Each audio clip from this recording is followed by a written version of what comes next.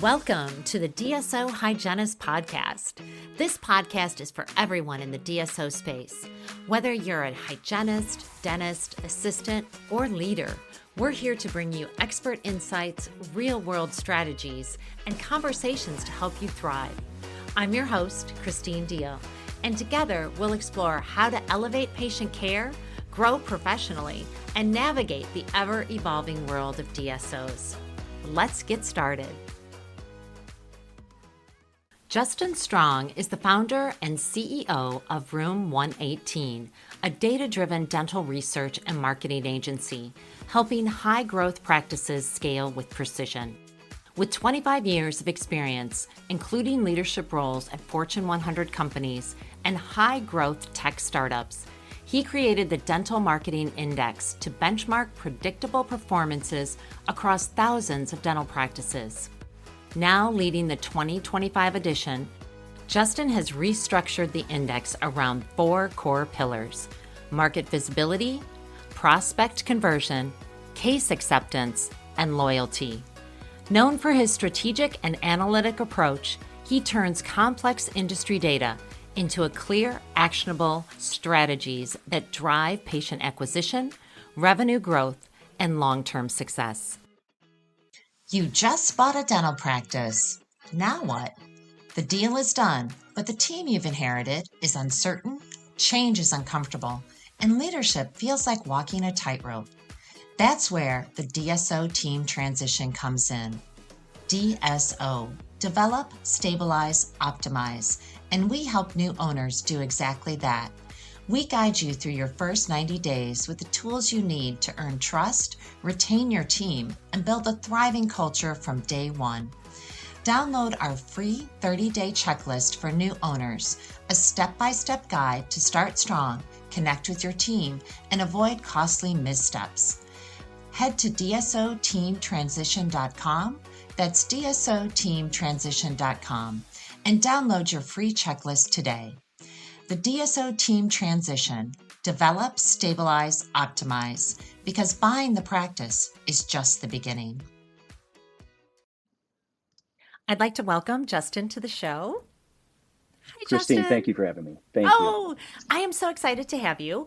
We're going to talk about a topic that I think is so important, and that is marketing. So let's just get right into the questions. How have you seen the integration of data analytics reshape dental marketing? And what practical steps can practices take to move from guesswork to measurable, predictable strategies? The short version is I've seen a lot. The slightly longer version is I think it's an interesting time for dental marketing.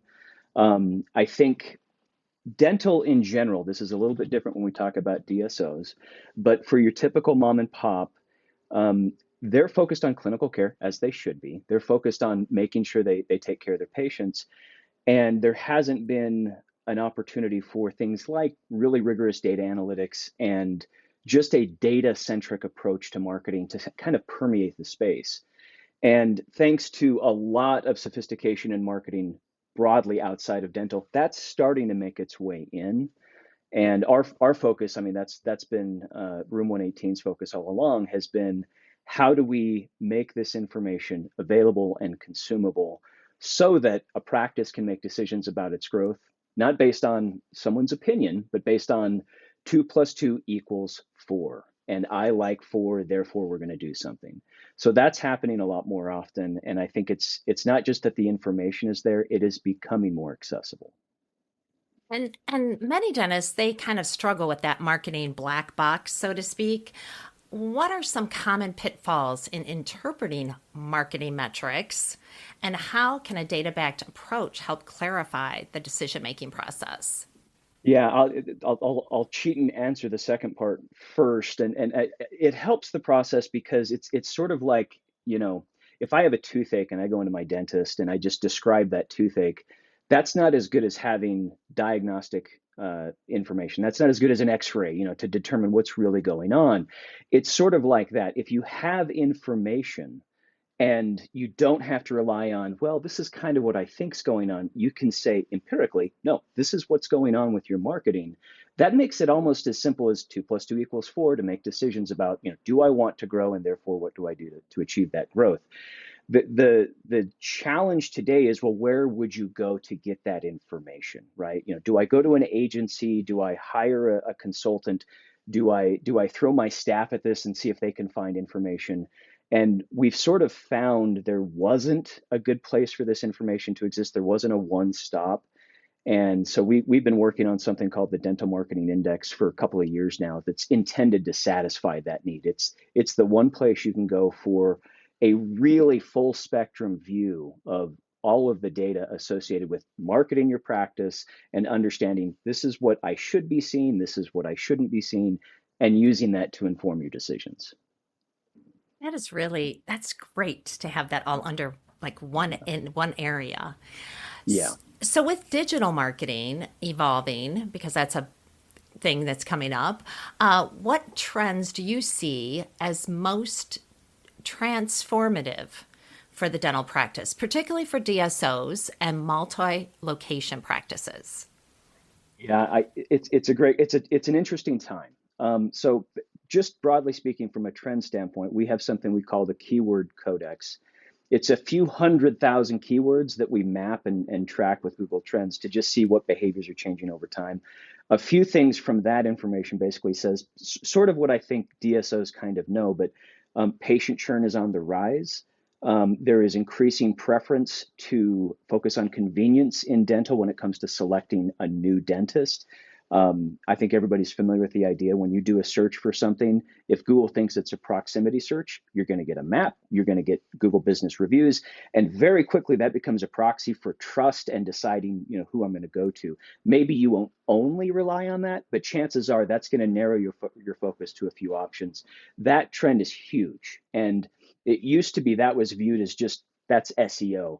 And it's more complicated than that. It's an amalgamation of traditional organic SEO content, but also your Google business profile and some other information that needs to all mesh in the right way to get found and then to get ranked. Apart from that, I think it's kind of everybody's hearing the terms AI, Yeah. and that's a big trend for us right now.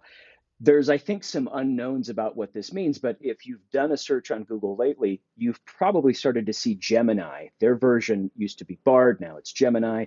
You'll start to see that basically trying to answer a question. If it thinks you're asking a question, it's going to try to answer that question right there in the pane of glass. We think that experience is going to persist more and more, which means you have to find ways to balance your traditional marketing mix. I have a website, I have social, I have other things. You have to make sure that's accessible to Gemini and that it ultimately, in the same way that traditional SEO works, that it will build preference as Gemini's answering a question, who's the best, perio clinic near me or something like that. Beyond that, things like mobile, those continue to drive higher churn and attrition across the board. That's just because the barriers to entry to selecting a new doctor or a new practice, if for whatever reason you choose to do that, those barriers are lower than ever. And so making sure you're tracking your patient acquisition and you have a good handle on it, that's key. So, how critical is strong branding in attracting the high value patients? And what strategies are effective to bridge the gap between traditional marketing and the digital first approach? I love and I hate this question at the same time. So branding to me, I've spent a long time in the marketing realm. Branding to me, in its most simple description, it's just that small piece of mental space that you occupy in someone's mind. So if you think about Walmart or you think about Nordstrom's, you probably don't think the same thing. And what you think is probably pretty simple and pretty basic. You don't go on this diatribe about one versus the other. Dental marketing is really no different. And the challenge, I think, is for most practices, there's really not been a big need traditionally to focus on brand differentiation. Is it important that when somebody thinks of my practice, they think of this word or this word?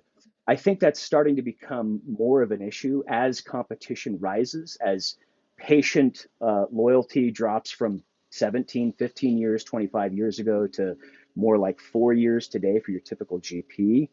You need to be really aware of what points of preference matter to the market. When we look at this from a data standpoint, we look at a few standard metrics. If we're looking at a website doing an audit, trying to understand brand positioning, we'll look at, do they focus on affordability? Do they focus on customer service? Do they focus on clinical prowess? Do they focus on a lifestyle? If it's a cosmetic practice, they probably have a really big lifestyle push. Do they focus on understanding that some people are a little scared about going to the dentist? And then we ask the question, do they try to focus on all of those things, or do they focus on one or two so they can build brand preference? And that's the key. Understanding your local market. Do they want affordability, or do they want customer service? And then making sure your website, your social, everything about your practice reflects that positioning. That's key. Yeah. Yeah, branding's so important. So, as dental practices adopt advanced marketing tools, how can these technologies help them transition to enterprise level marketing tactics without losing their local touch? Yeah, so I think that's a tricky thing, but I think that the short version is most practice owners understand they're sitting down with patients every day, whether you're part of a large network, whether you own your practice, or somewhere in the middle, part of a group practice. The fact that you're always in front of patients, I think, means you always kind of stay grounded. So I don't worry they'll lose that as much, but it is key to start asking the question, okay, if I start to introduce analytics at scale, if I start to use data to make big decisions about who I'm targeting, how I'm targeting them, what it is we're going to promote with them, so on and so forth, there's an important loop there. So if I look at just the raw data, if I just look at this world of 2 + 2 = 4, it would be easy to assume the data can explain things that something like conversations with your patients can explain better. So let's say you do a program to, let's say that it's a GP office and they just want to increase their patient base. And they're just going to run a promotion on hygiene programs to just introduce people to their practice and get them into the office and come in for recurrent care. Maybe they're going to do that on some sort of a price-based promotion because they think their audience is focused on affordability. Ask the question, right? When you have that patient come into the practice, have a mechanism where you can say, okay, we ran a program, we reached an audience of this many people, we had this much engagement. You can kind of see the funnel refining, and ultimately that progression led to somebody coming in the office. Ask the question, what brought you here? Was affordability really important to you? Use that as a way to close the gap, because when you can combine analytics at scale with that sort of just in-person touch, you have a really potent mix to not waste your marketing dollar, make sure it's working for you, and basically chart your destiny. How much growth do you really want? Yeah. Um, that's interesting. Being a hygienist, I see a lot of those 59.99 kind of Right, patients.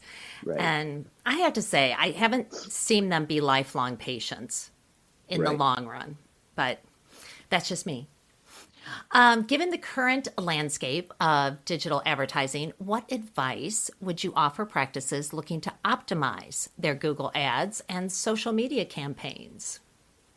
So I think it's like a lot of things. I think in the clinical side as well, we have specialists and you have generalists, and they focus on certain things. Don't fall into the pitfall of trying to do everything when it comes to paid advertising in this realm all at once. I would strongly recommend, again, whether you're a DSO, a network, whether you're a large group practice or just an individual practice, it is important to understand what is probably your best channel. You have lots of channels, right? You could do a bunch of paid social, or you could do a bunch of paid search ads, or you could do a bunch of paid. Focus on what you believe to be the best. And if you don't know which one is the best, find a resource that understands this and knows this world well. And I'm going to avoid the shameless self promotion on that. But find a way to define which channels matter the most and narrow your focus. Do tests. So build up a basic analytic structure. Make sure that if you have a website, you should have a website.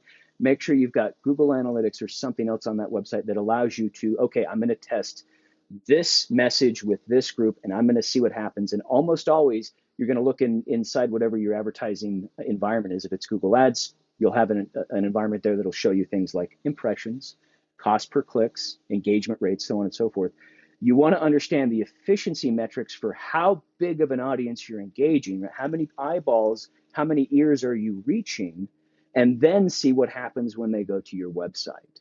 Then have the ability to say, okay, we spent $100 and 10 people came to the website. That's a $10 per engagement rate. Is that good or bad? Well, if I'm selling $20,000 dental implants, that's really good. If I'm doing $59 promos on hygiene, that probably doesn't result in very high customer value over time, that's not so good. Have a methodology that allows you to test and try to just do it with one thing first. And as you get sophisticated at it, then roll it out to more things. Got it. So, how can dental practices implement forecasting models? Like, akin to the weather, you're going to forecast or predict growth and adjust the marketing spend more accurately. Yeah, that's again, I'm trying to avoid the shameless self-promotion here. That comes down to finding a resource that can help you do that. And ultimately we don't think there's a lot of those options out there today. That's kind of why we're doing what we're doing. The good news is there is so much data out there on, for example, how big your local market is. So if you're one location within a local market, data can help you understand, is my market 10,000 people? Is it 50,000 people? That has to do with population density. That has to do with proximity. You can understand that. You can look at the demographics of those folks. You can look at, are they highly educated? Are they young? Is there a high fertility rate? Is there a preference for orthodontic care? Is there a preference for implant care? Is there a preference for restorative care, basic hygiene? Understanding that first and foremost, and then understanding, okay, if this is my local market, there's 10,000 people in it. Then understanding how many of them I could reach, just like with a weather model. What are the conditions to bring in 2,000 of those 10,000 people? Is it social? Is it purely referral? Do I have a large practice, and so on and so forth? Having a model that allows you to look at the constituent inputs associated with everything associated with marketing allows you to see how much of that market share you can get. And then it also informs what you should be doing with it. So if you get those 2,000 people, you've made yourself aware, and at the right time when they're ready to take action, they go to your website or they give you a call. You have a process, a system, not just, oh, we respond to stuff. You have a system in place that reliably converts those into appointments. And then you have a process downstream when they show up for that appointment to make sure their case acceptance rate is high. The data sets are now starting to come together again. We kind of think we're a little unique in that sense, but we're probably not the only game in town that can give you that weather model. Got it. So, what role, because AI is on everybody's mind, Yes. and automation will play in the future with dental marketing? Should practices begin preparing for these advancements right now? I think they should begin preparing, but if you're again a practice owner or you're part of a network, you've got 1,001 things already pressing for your time, and I wouldn't want to say, hey, stop doing these other things that clearly impact your day to day right now. But I would also say, pay attention to it, and I would probably the most important thing I would say to folks is use it. Understand how to use AI for whatever, for your personal life, running your practice, whatever. Start using whatever you prefer to use. You'll be doing it with Google searches if you're doing Google search because Gemini's baked in now. But I use ChatGPT and Gemini hours a day right now. And it does change and help you understand how others are going to be using it. And you can just start to be conversant as those technologies really start to have changes. I think it's too early to have the opinion of, okay, I need to do these things to make sure I'm ready for AI. I mean, the good news is if you're a little confused by AI, so is everybody else in your market, right? Everybody's trying to run to catch up to this stuff and it moves fast. But be aware of it, adopt I would just say a pro AI attitude of I'm going to use it, I'm going to be familiar with it. And then as all of us learn and get data to say, this is really what it means for your practice, you're prepared to take action when that point comes. Got it. Okay. So, how can research based insights be more Effectively translated into the daily marketing actions that drive practice growth? I think that comes down to if you can establish a strong correlation between some research item. I'll take, for example, unbranded search. That's probably the most valuable form of search. This is not somebody searching for Christine and her practice. It's somebody searching for, I need help with a cavity, or I need a tooth pulled, or wisdom teeth. That's an unbranded search, and it tends to be what we associate with the highest value for bringing folks into a practice as new patient starts. When we look at those searches happening across practices, thousands of practices, we then ask the question, okay, this practice here, it gets 1,000 of those searches a month. This one only gets 50. What's different? And we'll step back and we'll say, okay, well, this practice, this is what their website structure looks like. They have 500 pages of content. 74% of those pages are ranking on SEO. This site over here has 10 pages of content and only 2 of them are ranking on SEO.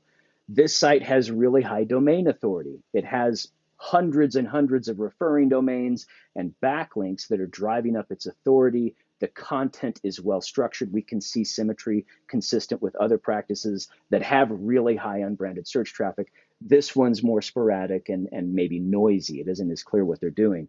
You can use that to then ask the question, if I want to increase my unbranded search traffic, I probably need to follow this practice's approach. And a better approach than that is to not just say this practice, but hundreds or thousands of other practices that we can look at that demonstrate that performance level with consistency. And then that gives you a sense of, okay, maybe some of this stuff is a little bit random, but the site structure really matters, the content matters, backlinks matter. That's where you can start to make informed decisions about the practical impact to your marketing. So I'm going to ask you one last question. Uh, can you share an example of a dental practice that successfully overcame their marketing challenges through a strategic, data informed approach? And what key takeaways would you offer based on that success? Should I vaguely reference this practice, or should I specifically reference the name of this practice and give them a shout out? It's up to you, Justin. There is I'll be vague for now. I'll be cautious on this. There is a multi-location ortho practice in Jacksonville that had the benefit of, really, we talked about branding. They had a very specific brand. It was very well refined. It was straightforward, no ambiguity there, but they weren't getting found.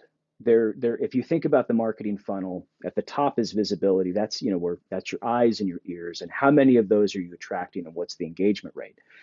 They weren't getting enough of that. And then there was this question of, well, once they get that, what do they do with the website and everything else? We looked at their local market.